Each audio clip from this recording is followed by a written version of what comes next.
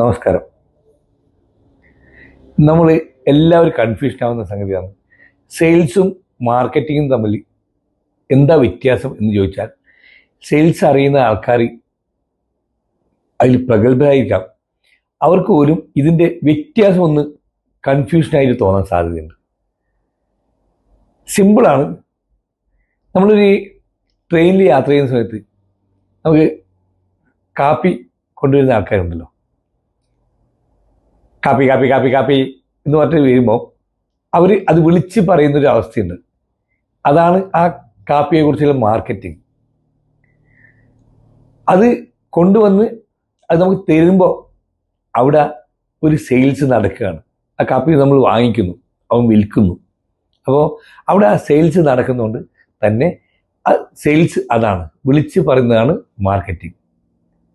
അപ്പോൾ അവനിട്ടൊരു ബനിയൻ ഉണ്ടെങ്കിൽ ആ ബനിയൻ്റെ പേര് ഒരു ബ്രാൻഡ് ഉണ്ടാവും. കോഫി കഫേ ഇല്ലെ കഫേ കുൽഫി, എന്തെങ്കിലും പേരായിക്കോട്ടെ.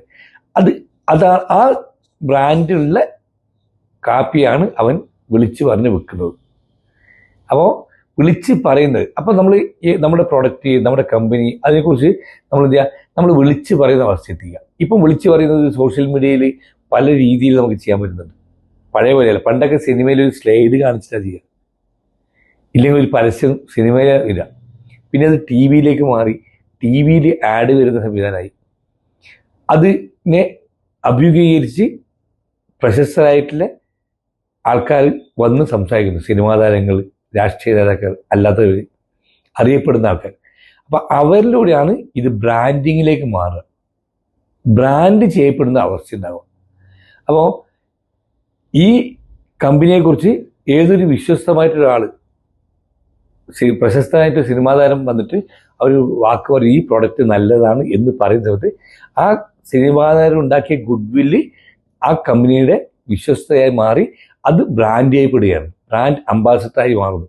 അപ്പം അറിയപ്പെടാത്ത ഒരു കമ്പനി പോലും അറിയപ്പെട്ടു വരുന്നത് എത്രയോ കാലങ്ങളായിട്ട് ജീവിച്ച പ്രഗത്ഭരായിട്ടുള്ള വ്യക്തികൾ വന്ന് ഈ കമ്പനിക്ക് വേണ്ടി സംസാരിക്കുന്ന സമയത്ത് ഇത് ബ്രാൻഡ് ചെയ്യപ്പെടുകയാണ്. അതായത് അവരുടെ പേര് എടുത്ത് കാണിക്കപ്പെടുകയാണ്. പലതരം ബ്രാൻഡിങ് ഉണ്ട്. അത് അടുത്ത ദിവസം നമുക്ക് ചർച്ച ചെയ്യാൻ പറ്റുന്നതാണ്.